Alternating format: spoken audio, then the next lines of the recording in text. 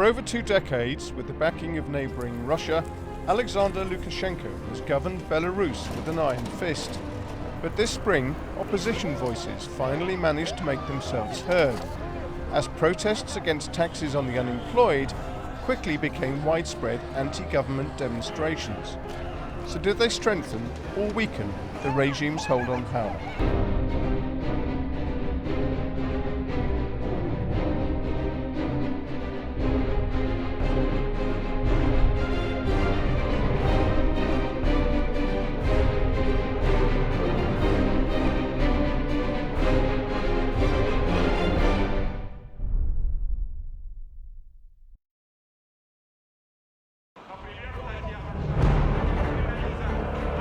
Sandwiched between Poland and Russia, Belarus, a former republic of the Soviet Union, provides a rare glimpse into what life was like before the collapse of the USSR.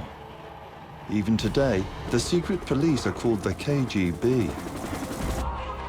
This landlocked country has been ruled by the same politician for 23 years, Alexander Grigorovich Lukashenko, once famously dubbed Europe's last dictator. Surely the regime is nasty. When you see all the repressive apparatus, it comes from the Soviet times. It refers to the Soviet Empire. Already there is a huge moral problem because the Soviet regime was an anti-humanistic regime. The last large-scale demonstrations in 2010 came from Belarusians furious about alleged election rigging. Lukashenko ordered the KGB and riot police onto the streets in uncompromising response.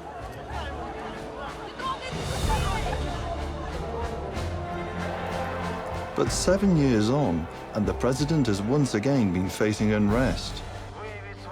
Although he still commands the loyalty of many Belarusians, this time around, he is up against an opponent who can call upon widespread public support. Покуль ми живі, Білорусь буде жити! Ще Білорусь! Беларусы вельмі упартыя людзі. Яны трываюць трымаць, але калі ўжо вырашылі, што ўсё, то ўсё і будзе. Жыве Беларусь! Жыве Беларусь!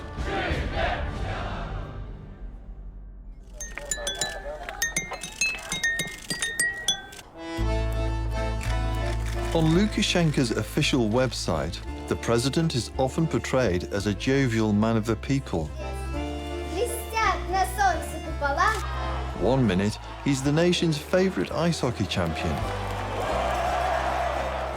The next, he's the energetic patriarch of a land of plenty. As happy to extol the virtues of Lenin and the collectivized economy as he is to show off Belarusian agricultural prowess to sympathetic celebs like Gerard Depardieu and Steven Seagal. Is it okay if I take a picture of him and I together on my phone?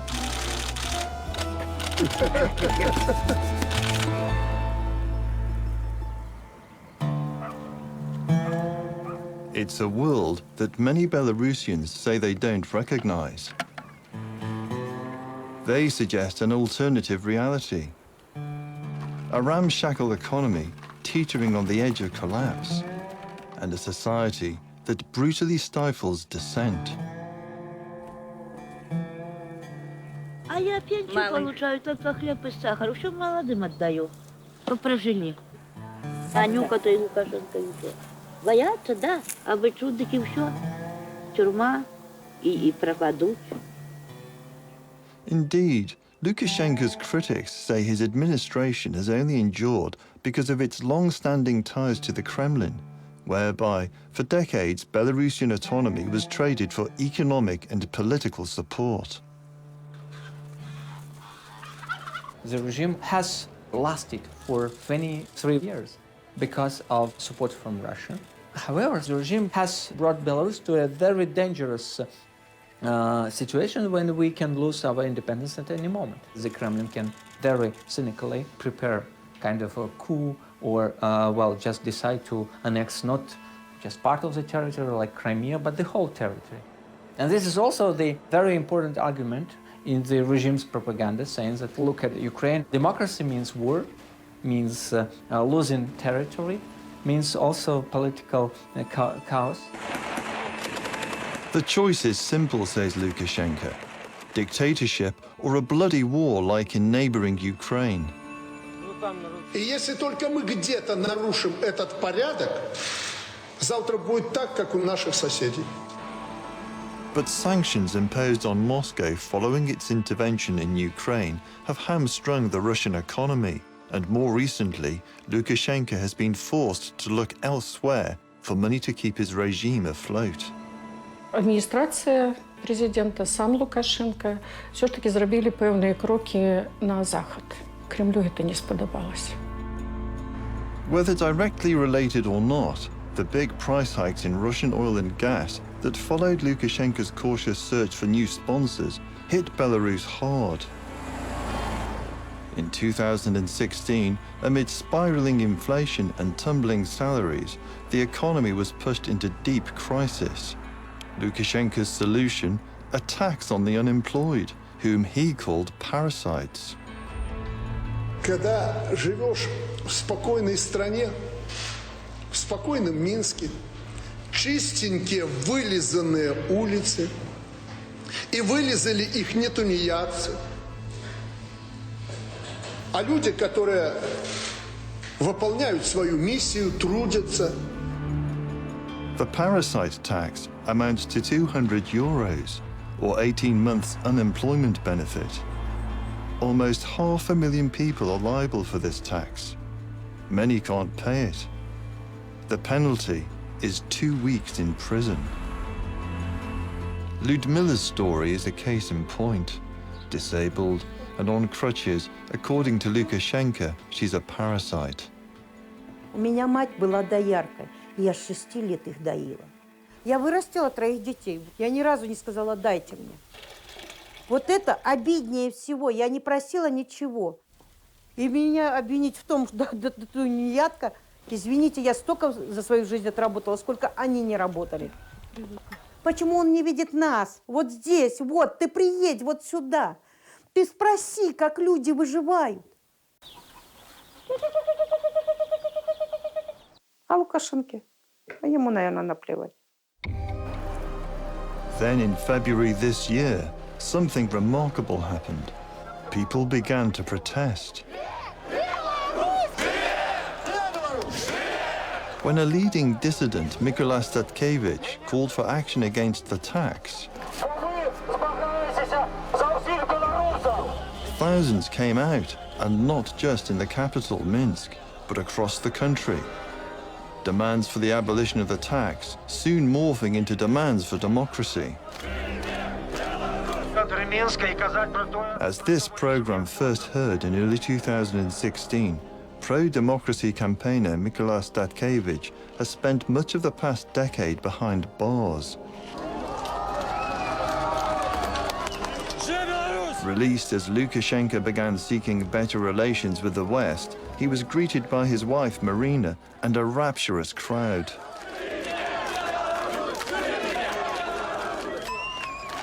Statkevich continued to advocate for change in the belief that the country was approaching a turning point.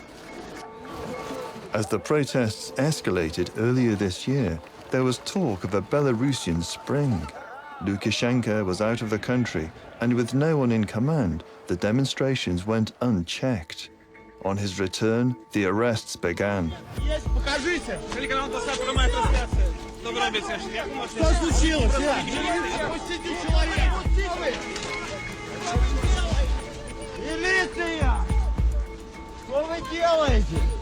The protests continued into March, with gatherings like this one in central Minsk, the Belarusian capital.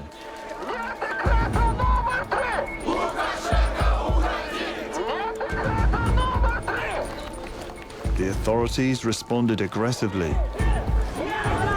This trolleybus was attacked, and many of the passengers arrested when they tried to protect protesters from the KGB.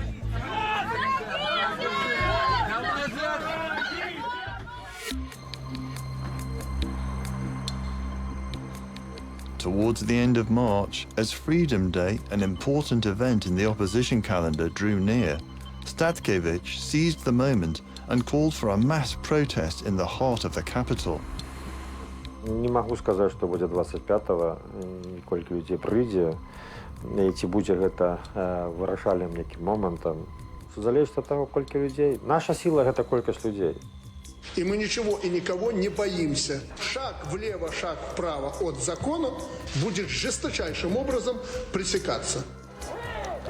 The president claimed that Western intelligence agencies were behind the demonstrations, citing an unusual tip-off from a mysterious woman. Я не буду называть страну, развитую западную страну. Пришла женщина, уроженка Беларуси, которая там живет, и нас предупредила. У вас в посольство прибежала. У вас готовится провокация. Then, the day before the rally, there was disturbing news. Statkevich's wife announced that her husband had been kidnapped. Statkevich disappeared. Nobody knew where, well, the regime knew where he was, no information. And it created a sense of total disarray. Over the decades, several critics of Lukashenko have simply disappeared. 17 years ago, Dmitry Zavadsky, an investigative filmmaker, was one of them. He left behind a wife and child. His body was never found. Это был для меня самый лучший человек. Это был человек, которого я очень сильно любила. Только лет вот неопределенность какая-то. Вот, ну, как представляешь, как его, может быть, там пытали, там, убивали, бог знает где похоронили.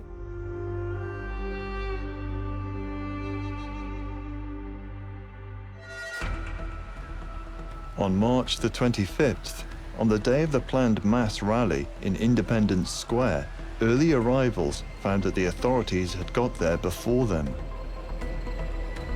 Despite Statkevich's disappearance, several groups of protesters, some thousands strong, tried to make their way past the police.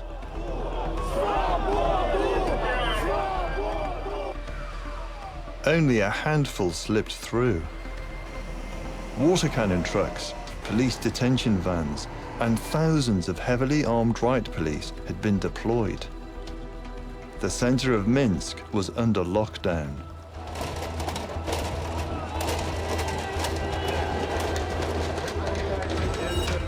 A key Lukashenko lieutenant had taken charge, Dmitry Balaba, the commander of Minsk riot police.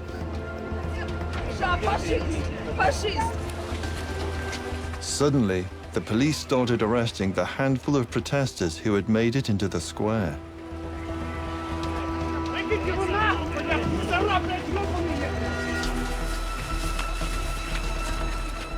Protesters outside the perimeter were also arrested.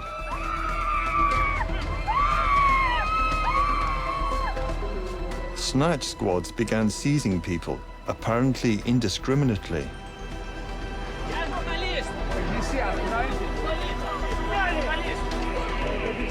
Even the elderly were not exempt.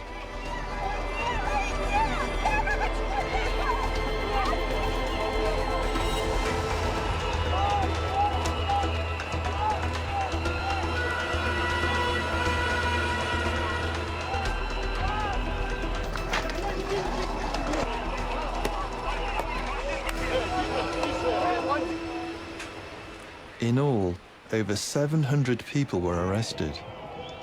Dozens hospitalized. Others later said they'd been badly beaten while in detention. But according to state TV, it was a non-event. По данным столичных властей, ситуация в центре города не вышла из-под контроля. От начала до конца акции прошло не более 2 часов, и сейчас о ней ничего не напоминает.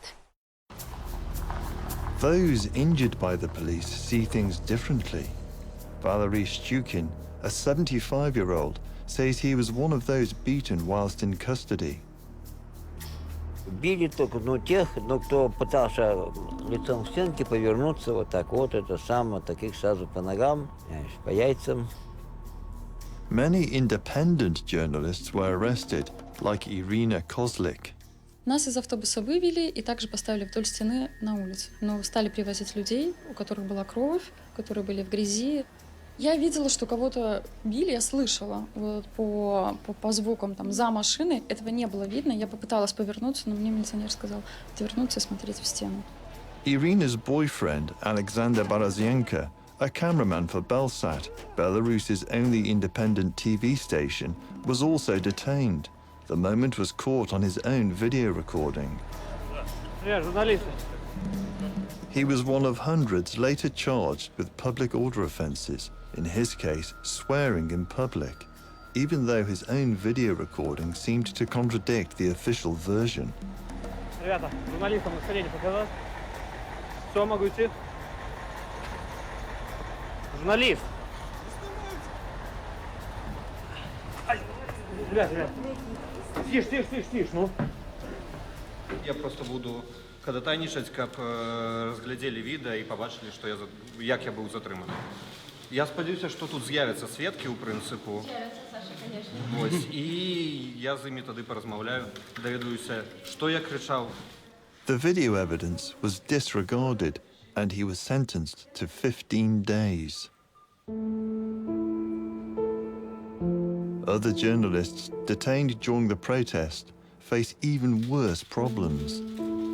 Larissa Shishirikova has since been threatened with a new policy of taking away the children of independent media workers and dissidents.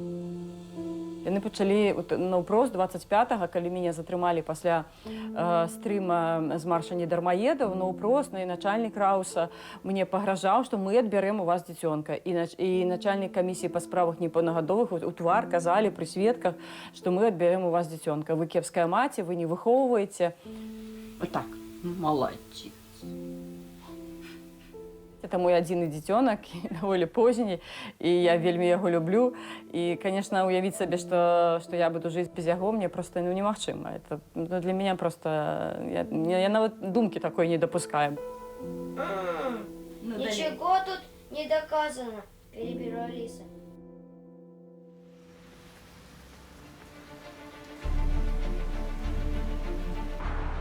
The day after the crackdown, a small group of protesters tried to assemble again.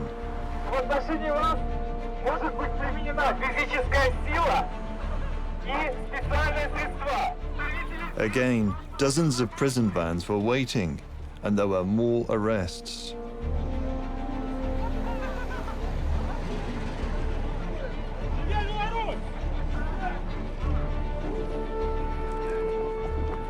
Лукашенко пускай уходит! Зачем уничтожать свой народ? И будут нас хватать за руки, за ноги и бить! Лукашенко надо уходить! Once again, Lukashenko's chief riot cop, Dmitry Balaba, was on hand. Задержанный доставлен.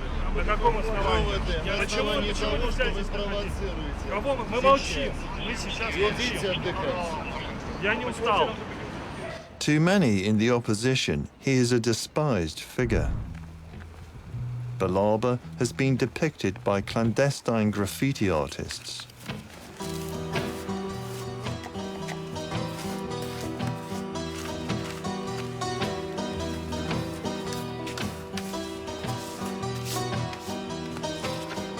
But street art in Belarus is not tolerated. One of the country's most famous street artists, Ellis was recently attacked outside his flat. В подъезде сбили з ног невідомі, там два чоловіки, і почали наносити удари в район голови. Ось я там на короткий час, напевно, втратив притомність. Напевно, нехто покривдився. Shortly after this interview, Larichau was arrested.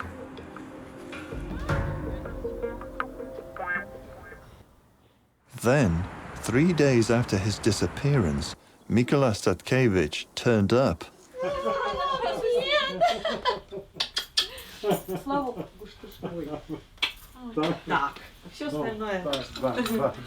He told reporters he'd been dumped on the outskirts of Minsk by the KGB, who had been holding him at a secret location. He made his own way home. Потому что улада одной рукой душит протест, а другой рукой яна стварае протест. Мы не маем такой роскоши наполохаться. Придется менять тактику протеста. Заточку солдатику дадуть в этой хате? А солдатику нет. Це в Арбатке. Я ему погрожала, сказала ему, что коли он насмелится сесть, то я его передачу носить не буду. А сегодня едем, говорю, бачишь, и не носила. Подзейничала. И не носила. Что будет дальше? Добрый будет. Рома выходит. На мою.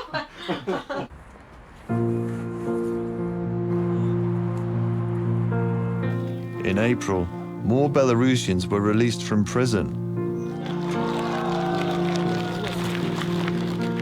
Like Irina's boyfriend, cameraman Alexander Barushka.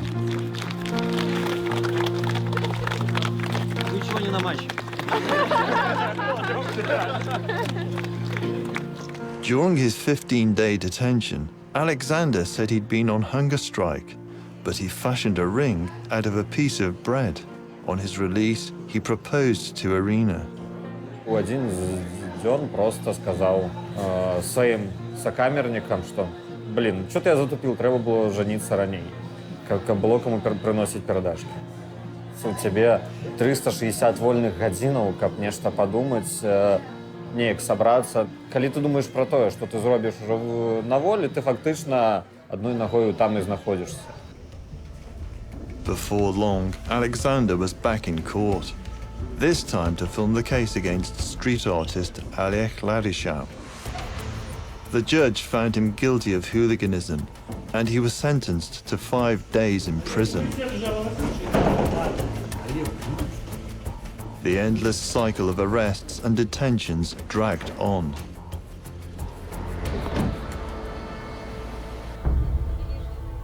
For Statkevich, there was no turning back. He had already drafted a request for his next protest and wanted to do it officially, even though he knew the government would refuse permission. After 7 years in prison, he remained undeterred by the thought of more time behind bars. Это нельзя показывать навіть. Есть один момент, який мне зробив все легким. Я голодал, и пару разов я голодал, и я, готовый был, кажуть, не спиняться. Ось. И коли ты, допускаешь машинность своего сыходу, коли ты это приймаешь, то чим можна наполохати? Ти тоді робишся справді непереможним, бо ти вже був готовий померти. Що з тобою ще можна зробити? Все. Statkevich's hoped-for rally on May Day failed to live up to expectations. Once again, he was arrested 2 days before the protest and then released once it was over. Many others remain in detention. In the meantime, we sought to interview the president to get his response to the opposition charges made in this film. Though we made numerous attempts, our requests went unanswered. So for now, after a brief spark of opposition, Lukashenko's hold on power still seems unshakable, so long as he continues to ensure he has the backing of the militia and KGB. Преступность отступает только там, где эффективно действуют все элементы правоохранительной системы. Поэтому, укрепляя органы внутренних дел, мы совершенствуем другие составляющие национальной безопасности.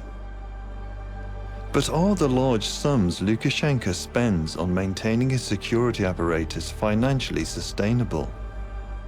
As his opponents lick their wounds and gather strength for the struggle ahead, it may be that economics prove just as decisive in deciding the future of Belarus.